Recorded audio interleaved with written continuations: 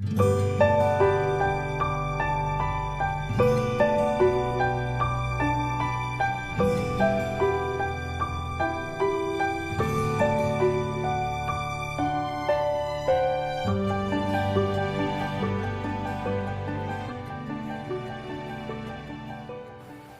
विद्यार्थी मित्रांनो, Oakley education सोसायटीच्या ई लर्निंग प्रोग्राम मध्ये मी वैभव चंदे सर सगळ्यांचं मनापासून स्वागत करतो। विद्यार्थी मित्रांनो, मागच्या व्हिडिओमध्ये आपण इयत्ता 5वी मराठी बालभारती या पाठ्यपुस्तकातील जो चौथा पाठ आहे सावरपाडा एक्सप्रेस कविता राऊत याचा मध्यान्ह अर्थात पाठाचा दुसरा भाग पाहिला, त्यावर आधारित असलेला स्वाध्याय पाहिला। या भागामध्ये आपल्याला पाहायचा आहे पाठाचा उत्तरार्ध अर्थात पाठाचा तिसरा भाग, पाठावर आधारित असलेली ही तिसरी व्हिडिओ आहे आणि आपण पाहूयात सावरपाडा एक्सप्रेस कविता राऊत पाठाचा तिसरा भाग अर्थात उत्तरार्ध। सर्वप्रथम आपण वाचन करूयात। वाचन। कविता सांगते, आईशी बोलल्यावर मनाला वेगळंच समाधान वाटतं। दिवसभरात जे झाले ते सर्व मी आईला सांगते।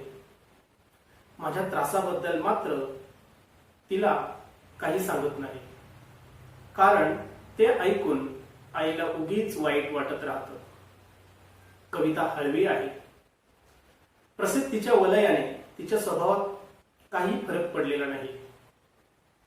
बापलिकीच्या नात्यातील विणही तितकीच गहिरी। लहानपणी आपले बोट धरून चालणाऱ्या कविताच्या पायांमध्ये मोठेपणी इतके बळ येईल असे तिच्या आई वडिलांना कधी वाटलेच नव्हते। कविताच्या यशाचे सर्व श्रेय ते प्रशिक्षक विजेंद्र सिंग यांना देतात। जेव्हा कविता प्रतिकूल आर्थिक परिस्थितीशी झगडत होती तेव्हा तिला आर्थिक मदत मिळावी म्हणून जो भेटेल त्या प्रत्येकास विनंती करण्यात विजेंद्र सिंग यांनी कोणताही कमीपणा वाटून दिला नाही। तेव्हा त्यांनी कमीपणा वाटू दिला असता तर कदाचित आज कविता या स्थानापर्यंत पोहोचू शकली नसती। नवीन शब्द आणि वाक्यप्रचार। पहिला शब्द आहे प्रसिद्धी, याचा अर्थ आहे नावलौकिक। त्याच्यानंतर एक वाक्यप्रचार आलेला आहे, नात्यातील वीण गहिरी असणे। याचा अर्थ आहे नातं घट्ट असणे, मजबूत असणे। चला तर स्पष्टीकरण पाहूयात। विद्यार्थी मित्रांनो, आपल्याला प्रत्येकालाच आईशी बोलल्यानंतर समाधान वाटतं की नाही? तसंच कवितालाही वाटत असणार। कविता स्वतःच म्हणते की आईशी बोलल्यानंतर मला एक वेगळंच समाधान भेटतं। तुम्ही शाळेत गेले, शाळेमध्ये वेगवेगळ्या गोष्टी घडतात, वेगवेगळे प्रसंग घडतात। संध्याकाळी घरी आल्यानंतर तुम्ही आईला सांगता की नाही? तसं कविता सुद्धा आपल्या आईला सांगते बघ। पण एक गोष्ट सांगू, कविता एक गोष्ट आईला फार काही सांगत नाही। एखाद्या गोष्टीचा कवितेला त्रास झाला, उदाहरणार्थ ती कुठेतरी प्रशिक्षणामध्ये बाहेर असेल आणि तिथे तिचे पाय दुखत असतील किंवा तिला दुसरा काही त्रास होत असेल थोडाफार, तर त्या त्रासाबद्दल ती मात्र आईला फार काही सांगत नाही। का बरं? कारण आईला वाईट वाटतं म्हणून। कविता मुळातच हळवी होती। एवढी मोठी तिला प्रसिद्धी मिळाली, ऑलिम्पिक पर्यंत ते जाऊन आले, पण तिचा स्वभाव जसा आहे तसाच राहिला। तिच्या स्वभावात काही बदल पडलेला नाही। जसं कविता आणि कविताच्या आईचं नातं, तसंच कविता आणि कवितेच्या वडिलांचं नातं देखील तितकंच गहिरं, तितकंच घट्ट। लहानपणी आई वडील आपल्या मुलाचं मुलीचं बोट धरून त्याला किंवा तिला चालायला शिकवतात। कवितेलाही तिचे आई वडील असेच चालायला शिकवत असते। पण त्यावेळेस त्यांना असं वाटलं नव्हतं की ज्या कविताला आपण बोट धरून चालवतो तीच कविता मोठे झाल्यानंतर एवढी मोठी राष्ट्रीय आंतरराष्ट्रीय खेळाडू होईल, तिच्या पायामध्ये इतकं बळ येईल, इतकी ताकद येईल आणि ती आपल्या देशाचं नाव, आपल्या गावाचं नाव उज्ज्वल करेल। कविताच्या संपूर्ण यशाचं श्रेय कविताची आई आणि कविताचे वडील हे विजेंद्र सिंग यांना देतात. आठवतं ना विजेंद्र सिंग कोणते? हा, कविताचे प्रशिक्षक. सुरुवातीला कविताची आर्थिक परिस्थिती अतिशय हलाखीची होती आणि तिला आर्थिक मदत मिळावी म्हणून विजेंद्र सिंग हे अनेक लोकांकडे हात पसरायचे. पण अशा हात पसरण्याला विजेंद्र सिंग यांनी कधीच कमीपणा वाटू दिला नाही. कदाचित त्यांना या गोष्टीत कमीपणा वाटला असता तर आज जी कविता आहे ती मुळात कविता या स्थानापर्यंत पोहोचू शकली नसती. कविता ही सावरपाडा खेड्यातील एक साधी सामान्य मुलगीच राहिली असते. पण कविताच्या यशाच्या श्रेय आई वडील तिच्या विजेंद्र सिंग या प्रशिक्षकांना देतात ना, त्याचं कारण हेच आहे. विजेंद्र सिंग होते म्हणून कविता. पुढच्या उत्तराचं आपण वाचन करूया. गेल्या काही वर्षांपासून कविता कुटुंबापासून दूर राहत असली तरी तिने सर्वांचे प्रेम जपले आहे. घरचे सण समारंभ, उत्सव यांमध्ये प्रत्यक्ष सहभागी होता येत नसल्याची खंत कविताला वाटते. बंगळुरूच्या क्रीडा केंद्रात कविताला तिच्या आवडीच्या अजून एका गोष्टीपासून दूर राहावे लागे, ती म्हणजे वांग्याची भाजी आणि नागलीची भाकरी. कवितामुळे सावरपाड्याचे नाव आज सर्वदूर पसरले आहे. कविता तिथल्या मुला मुलींसाठी आदर्श ठरली आहे. नवीन शब्द जपणे म्हणजेच काळजीपूर्वक सांभाळणे. दुसरा नवीन शब्द आलेला आहे नागली. नागली हे एक प्रकारचे धान्य आहे. तिला नाचणी देखील म्हणतात. काळसर तपकिरी रंगाचे हे धान्य त्याच्यापासून भाकरी तयार करतात. स्पष्टीकरण. विद्यार्थी मित्रांनो, या उतार्यामध्ये आपल्याला कविता कुटुंबापासून दूर राहत असली तरी तिने आपले कुटुंब आणि ते प्रेम कसे जपले आहे याची माहिती मिळते.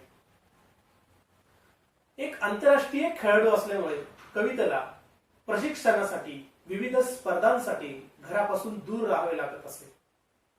पण याचा अर्थ कविता घरापासून दूर गेली म्हणजे आपल्या नातेवाईकांपासून, आपल्या घरच्या मंडळींपासून दूर गेली असं होत नाही. तिने सगळ्यांचं प्रेम जपलं आहे. विविध सण असतील, उत्सव असतील, समारंभ असतील, यामध्ये कविताला बऱ्याच वेळा सहभागी होता येत नाही. कविताला याची जरा खंत वाटते. कविता बंगळुरूच्या क्रीडा केंद्रात होती त्यावेळेस कविताला एक गोष्टीपासून अजूनही दूर राहावे लागले आणि ती गोष्ट कविताची फार आवडीची गोष्ट होती.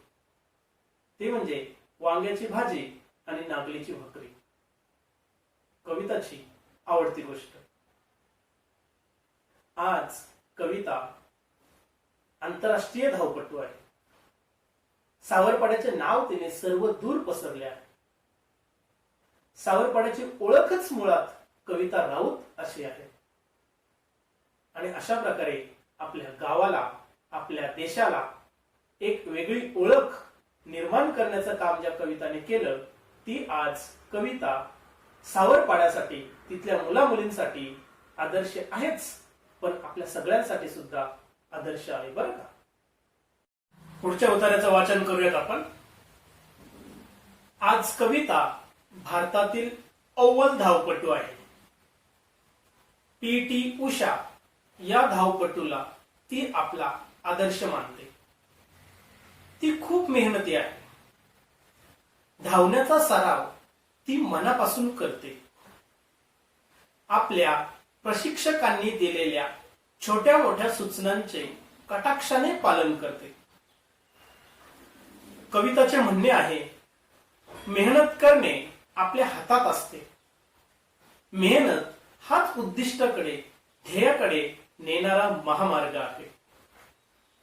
हा महामार्ग आपल्याला यशाकडे नेतो. आपले जीवन आपणच घडवतो. कोणत्याही खेळाडूसाठी शारीरिक तसेच मानसिक तंदुरुस्तीही महत्वाची असते. कविता सरावात कधीच कसूर करत नाही. कविताचे इतर झगमगाटी गोष्टींकडे लक्ष नसते.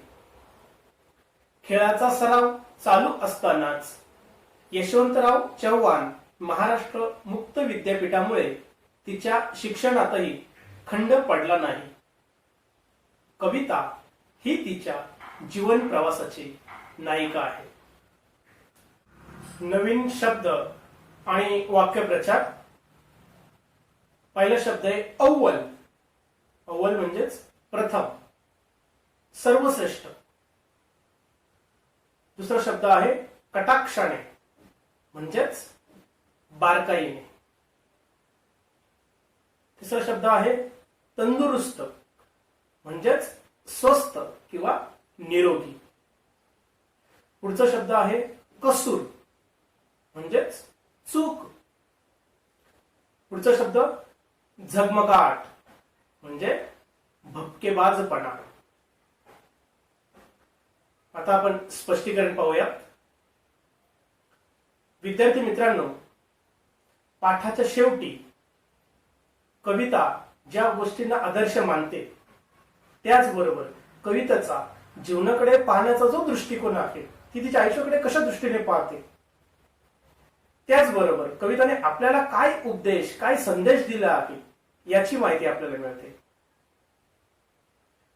आज कविता देशातील अव्वल म्हणजे प्रथम धावपट्टू आहे, आघाडीची धावपट्टू आहे. ती पी.टी. उषा या धावपट्टूला आपले आदर्श मानते. पी.टी. उषा ही एक अशी धावपट्टू जिने धावण्याच्या स्पर्धांमध्ये आपल्या देशाचं नेतृत्व केलेलं आहे. कविता राऊत प्रमाणेच आपल्या देशाला नावलौकिक मिळवून देण्याचा प्रयत्न पी.टी. उषाने केलेला आहे आणि या पी.टी. उषा या खेळाडूलाच कविता आपली आदर्श मानते. कविता खूप मेहनती आहे. धावण्याचा सराव ना ती अगदी मनापासून करते. तिचे जे प्रशिक्षक होते विजेंद्र सिंग, त्यांनी ज्या छोट्या मोठ्या सूचना कविताला केल्या त्या सगळ्यांचं कविता अगदी कटाक्षाने बारकाईने पालन करते. कविता म्हणते एक गोष्ट आपल्या हातात आहे आणि ती म्हणजे मेहनत करणे. तुम्ही स्वतःहून जर भरपूर मेहनत करणार असाल तर तुम्हाला कोण अडवेल आणि तुमच्या आयुष्याला, तुमच्या यशाला कोण अडवेल? मेहनत करणे आपल्या हातात आहे आणि मेहनत हाच आपल्या उद्दिष्टाकडे आणि ध्येयाकडे नेणारा मार्ग आहे. आणि हा जो महामार्ग आहे ना, तो आपल्याला आपल्या यशाकडे नेतो. म्हणजेच आपल्याला यश मिळायचं असेल तर सगळ्यात महत्वाची गोष्ट, आपण अपार मेहनत घेतली पाहिजे, कष्ट घेतले पाहिजे. अजून कविता म्हणते की आपले जीवन आपणच घडवतो. आपलं आयुष्य आपल्यालाच घडवावं लागतं. खेळामध्ये जशी शारीरिक तंदुरुस्ती गरजेची असते, म्हणजे शारीरिक स्वास्थ्य गरजेचं असतं, तशी मानसिक म्हणजे मनाची तंदुरुस्तीही महत्वाची असते. कविता म्हणते की मी खेळामध्ये कधीही कसूर करत नाही, सरावात कधीही कसूर करत नाही, मी कोणतीही कमतरता ठेवत नाही. ती सरावाला नियमितपणे हजर असते. याचबरोबर कविताचं बाहेरच्या झगमगाटीकडे अजिबात लक्ष नाही. आंतरराष्ट्रीय दर्जाचे खेळाडू असूनही, भारतातील सर्वश्रेष्ठ खेळाडू असूनही कविता अगदी सामान्य मुलीप्रमाणे राहते. धावण्याच्या स्पर्धांमध्ये सहभागी होता होता कविता ऑलिम्पिक पर्यंत गेली. परंतु कविताच्या शिक्षणामध्ये मात्र खंड पडलेला नाही. यशवंतराव चव्हाण महाराष्ट्र मुक्त विद्यापीठामध्ये ती शिक्षण घेत असते. त्याला दुरुस्त शिक्षण म्हणतात. आणि अशा प्रकारे तिने आपलं शिक्षणही चालू ठेवलेलं आहे. या गोष्टीवरून आपल्याला एक गोष्ट लक्षात येते, एक गोष्ट कळते कविताच्या बाबतीत, कविता फार मेहनती आहे. आंतरराष्ट्रीय दर्जाचे खेळाडू असताना तिने आपलं शिक्षण नियमितपणे चालू ठेवलं. आणि या सगळ्या गोष्टींचा जर विचार केला तर कविता आपल्या जीवन प्रवासाची एक नायिका आहे आणि तुमच्या आमच्या दृष्टीनं ती एक खेळाडूंमधली आदर्श आहे. का बरं? कारण अगदी साध्या खेड्यामध्ये, सावरपाडा नावाच्या खेड्यामध्ये, ग्रामीण भागामध्ये जिथे धड रस्ते नाहीत, पिण्याच्या पाण्यासाठी वणवण धडपड करावी लागते आणि अशा छोट्याशा पाड्यामधील ही एक साधी मुलगी आंतरराष्ट्रीय दर्जाची खेळाडू होते, ऑलिम्पिक पर्यंत मजल मारते. विद्यार्थी मित्रांनो, या यशामागे भरपूर कष्ट आहेत, भरपूर मेहनत आहे आणि म्हणून आपल्याला कविताचा आदर्श घेणं गरजेचं आहे. या पाठातून आपण एवढंच शिकतो की आपल्याला गरज आहे मेहनतीची, गरज आहे धडपडीची, गरज आहे जिद्दीची, चिकाटीची, तरच आपण आपल्या आयुष्यामध्ये यशस्वी होऊ शकतो. आणि हा आदर्श ठेवला तर नक्कीच आपली वाटचाल पुढे चांगली होऊ शकते. अशा प्रकारे या पाठातून आपण कवितेचं जीवन आणि तिच्यातून आपल्याला घेण्यासारखा आदर्श याची माहिती घेतली. पुढच्या व्हिडिओमध्ये आपण पुढच्या पाठाचा अभ्यास करूया. धन्यवाद. स्वाध्याय प्रश्न 1. एका वाक्यात उत्तरे लिहा. अ. कविता आपल्या त्रासाबद्दल आईला का सांगत नाही? आ. कविता कोणत्या धावपटूला आदर्श मानते? ई. कोणत्याही खेळाडूसाठी कोणती गोष्ट महत्त्वाची असते? प्रश्न 2. 2 ते 3 वाक्यांत उत्तरे लिहा. अ. कविताचे आई वडील कविताच्या यशाचे श्रेय विजेंद्र सिंग यांना का देतात? आ. कविताकडून तुम्ही कोणती प्रेरणा घ्याल? धन्यवाद.